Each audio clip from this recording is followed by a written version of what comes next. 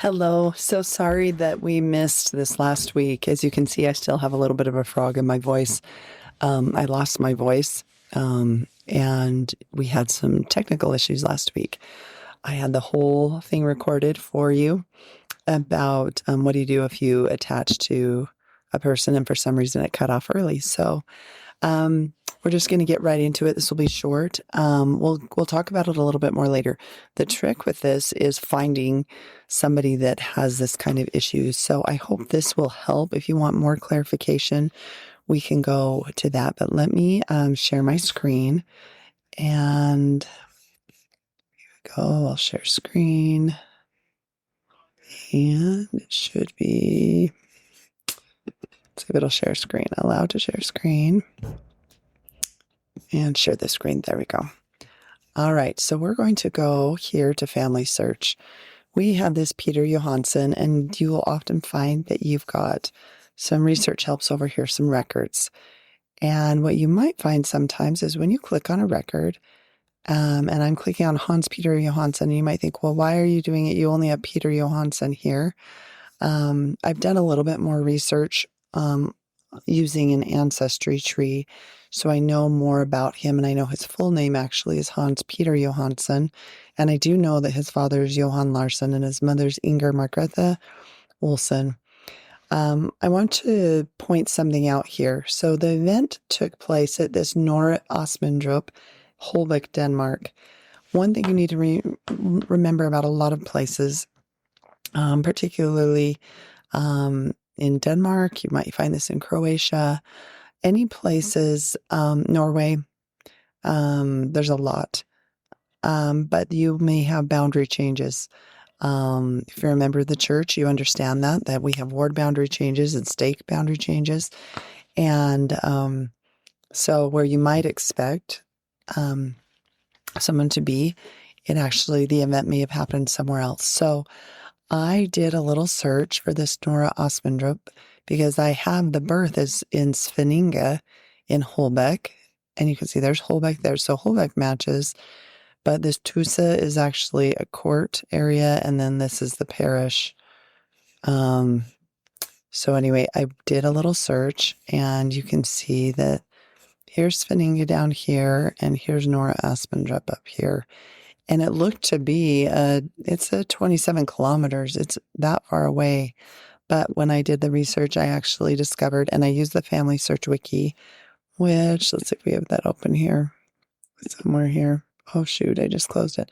This is a trick for you. If you accidentally close a button, you've got a Mac, you can click here, and it will show your recently closed tabs, and you can click on that there. I had it open on Familysearch. You can see all of my different things I've got open. I must have closed. Oh, here it is. You can look at the Svenninge Parish in Holbæk, and it will give you, see, Tusaherred, which is the court area, but it gives you a little bit of the history of the area. And when I was doing research, actually, I discovered that this Svenninge, they actually, even though they lived in Svenninge, for whatever reason, they went to this other church in Nora Asmundrup. So let's see if we can go back to it. Wrong one. I guess we'll go back to this one. So here we are. So I know that this is my person. And so it takes a little bit of analyzing. Sometimes it's very obvious. If not, use the Familysearch wiki, which you can find right over here under search. Go down to research wiki. Go and learn a little bit more about that. You can also use, I don't know if I've got it open, ChatGPT or Claude. I will show you Claude. Claude is one of my, Claude, if you haven't heard of it, it's AI. You can create a free account. We'll talk more about this on another time. But you can come in and ask it a question.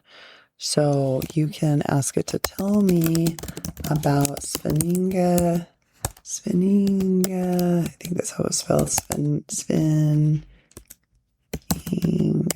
Parish in Denmark, and you can even put the county, but I'm doing it short to see what it does, in the late 1800s.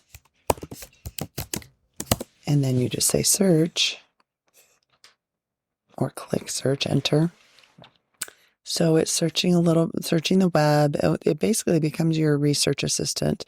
So I can then ask it to give me more information. It takes a second for it to find that information. So it tells me here it was located in the Tusa district or Herod, which is now Holbeck. So that helps you to understand why you might see different names here. And you can see it goes on and on about it. It's continuing to tell me. And then I can refine that question right here. So we'll talk a little bit more about that. But I highly encourage you to create a free account. I really do like Claude. I like it better than ChatGPT, and we can talk about that more later. Personally. So let's go in here, and now that I know a little bit more about the places, I'm going to say review and attach. So this is what we're going to talk about. If you come across this can be so confusing for so many people, this detach. What in the world? It says this source is attached to someone else in family tree, Hans Peter Johansson. Well, I know that this is my guy. I need to edit his name in Familysearch. But I want to be able to attach this to my person, or at least merge these two if I know they're the same. So what I do is I click on Peter's name right here, and it opens up a little box. And I can see, because I've done a little research and I know a little bit about the place, this Svinninga Tusa Holbeck in Denmark. If I click on his name, it took me out of that attaching phase, but I can look here. I can see the christening actually happened at the Nora Aspendrup Church. So they left their little parish for whatever reason and did the christening here in that church that was 25 kilometers away. That's not necessarily normal, but I was able to do a little searching. So if something looks a little off, don't merge it, combine it, attach it. Just move on or get the assistance of someone else. So I'm going to go back here. So now that I've looked at that, then I come over here and I click on this Hans Peter Johansson. So remember 28th of November, 1857 and 28th of November, 1857. This one is just saying he was born at Nora Ostmundrup, but I do know that he was born in Svinninga and just was christened there. So I know that this is the same person. So this is where we end up merging some duplicates. So what you'll do on this one right here, Hans Peter Johansson, he ends in WPY. If I bring my mouse up here and I click on this, the ID becomes copied. Then I'm going to go to my Peter.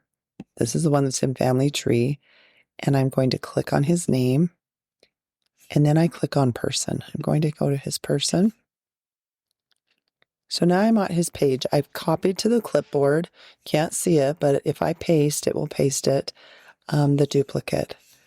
So I come down here to the bottom under Tools, and I go to Merge by ID. And then it's Command V or Control V for paste, or you can do a right click with your mouse and continue. And now we get this view. This is our merging duplicate view. What it does is your duplicate here, here's your surviving person, and this will be your resulting person. You get to choose if you want Hans Peter or Peter. I am going to do Hans Peter because from the original christening record, which this is, or which we saw, it was Hans Peter Johansson. So I'm going to put that there.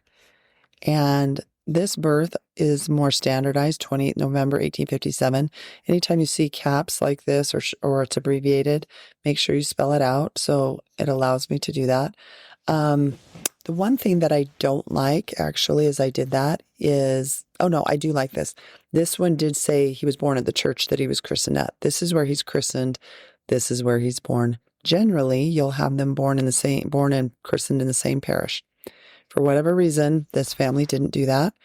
And then we scroll down and we see there's Anna Nelson, and then there's children, and then there's the parents. So all of this matches up.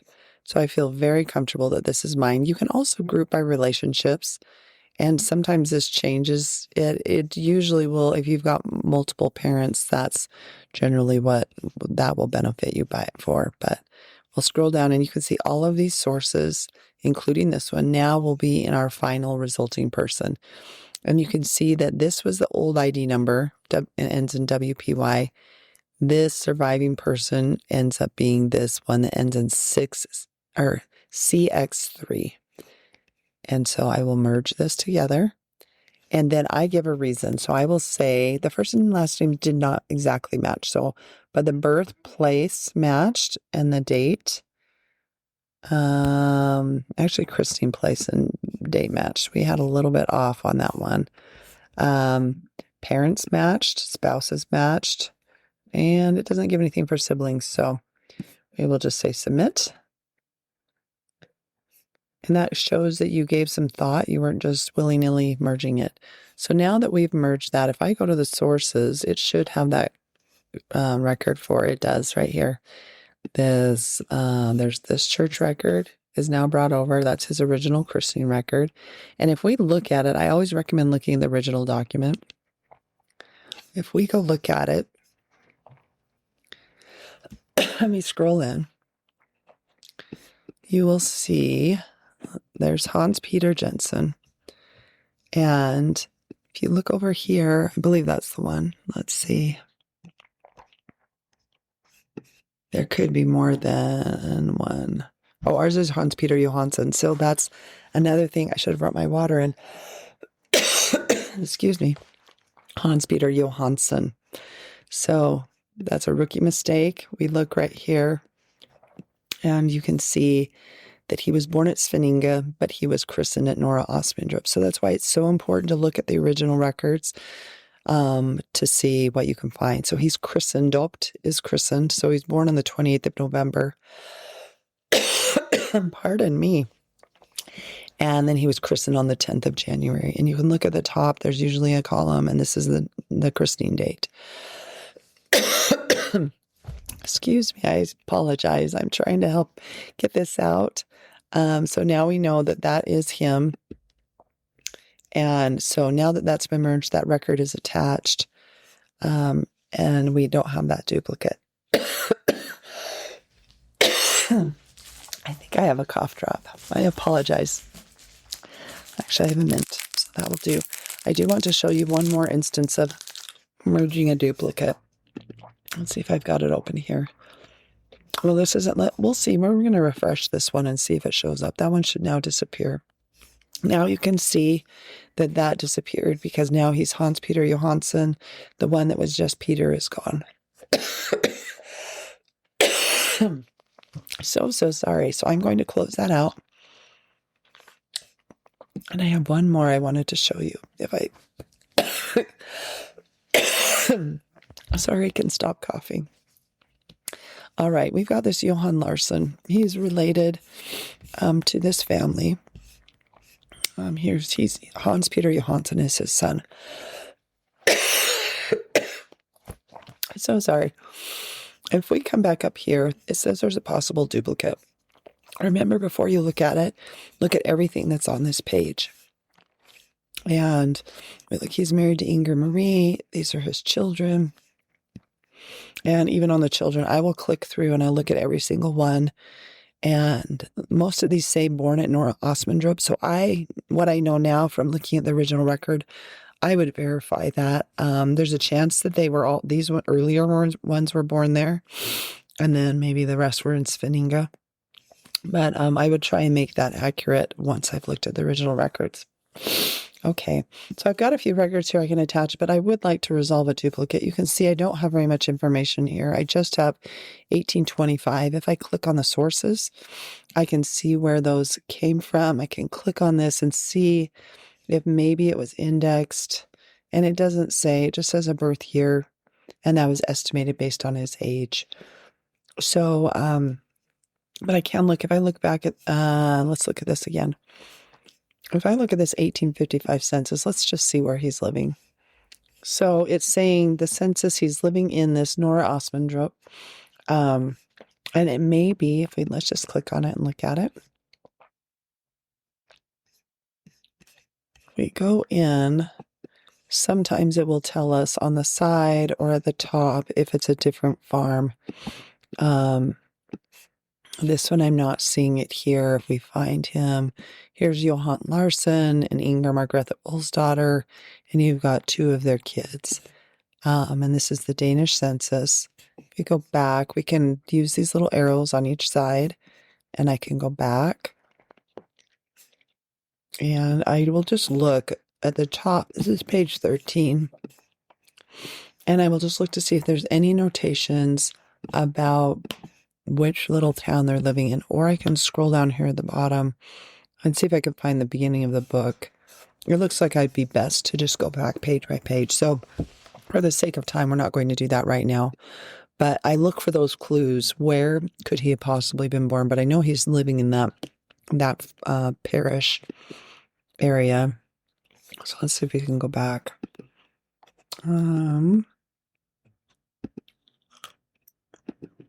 Let's see if my back arrow will go. There we go. All right. So let's look at this possible duplicate. We've got a death date in 1912, which would be really nice to add to our record if this is our person. And we come into the merging again. Here's our possible duplicate person, 1824 to 1912. Ours says 1825. Now remember, when we looked at that 1855 census, that it was estimated based on whatever day they took the census. So he could have been born in 25 or 24. So it gives us this hint. The birthdays are at least one day apart. That's inconsistent. It doesn't worry me too much when it's just a year apart based on where the information came from. Here's the death. We did not have a death. Now let's go down and see if we get anything else. We've got a spouse, Inger Margrethe. We've got a lot of children. And then we've got an Inger Olsen, 1834 to 1875. Let's see if this is ours. Ours is Inger. Now, Olsdotter, just know Olsen is also another way that they could have gone, a name they could have gone by. It's very much interchangeable. Olsdotter was really common really kind of 1880s-ish. There's a range, but you can see the difference. So that could be her. The birth date's in 1834. So let's click on our Inger. 7th of March. We don't have a lot of information. We have a lot of sources, but just 7th of March. So let's go down to this Inger and click on her name. And it just says 1834 in Denmark. So it's pretty vague. So with that, I can't just say that this for sure my person. I can click on Niels Frederick. Look where he's born, Nora Osmondrup. And he died in Iowa, which is kind of a fun thing to know that this person crossed the pond. So 19th of January, 1866 for Niels Frederick. So let's go up here to, let's see, where are their children at? This one does not have a Niels Frederick, born in 1866. Mine does not. So the way that I would do it is I would go, I'm going to leave this for a minute. I'm going to click on Inger. I'm going to go see if my Inger has a Niels Frederick, born in 66. And I may be missing him. And there's that possible duplicate that we were just looking at. And I also have records that can be attached to mine. So I go down to 1866. Do we have Niels? There is a Niels Frederick, 19th of January, 1866. Now let's look at his ID, K9G. So if we go back, and Niels Frederick should be down here. And this one's K9G. So here he is here. And he was on that other one. So, and the same birth date, the 19th of January, 1866. So let's see if we've got him over here. Here he is right here. I didn't even have to leave. Niels Frederick, 19th of January, 1866. So this one with a K9G and this one with that's the K9G as well. They're the same. So what we're doing is we're merging the parents together. So what we'll do is we'll go down to the bottom and it brings all these sources over and I say merge. And I will say the birth date and place match, christening place and date match, parents match, and I will submit. So do you see it takes a little bit of analysis. Some records are easier to figure out than others, but you want to make sure you take the time to compare both sides. And if you're not sure, leave it and go to another record and you can leave that for someone else to do. So one of my next goals is I'm going to look and see if I can find any record. I would want to attach these records if they are him and see if I can find a specific birthplace for him. If I can't, what I can assume is that he likely was from this Svenninga or this Nora Asmundrup parish, and I can start looking in those records in 24 and 25 for a Johann born to a Lars. So Sen means the son of Lars. So those would be my next steps. So I am going to unshare. I'm so glad that you could join us today, and we will be talking next week about AI and how you can use AI to increase your search, and hopefully my froggy voice will be gone. So my invitation to you is just to start going around in your tree and see if you can find an instance of this. It may take a little bit to find an instance where you've got duplicates or where you've got a record that's attached to someone else, but we'll give you the opportunity to practice attaching records. And if you forgot about that, I believe we covered that in one of our previous episodes. So have a great week. Thanks.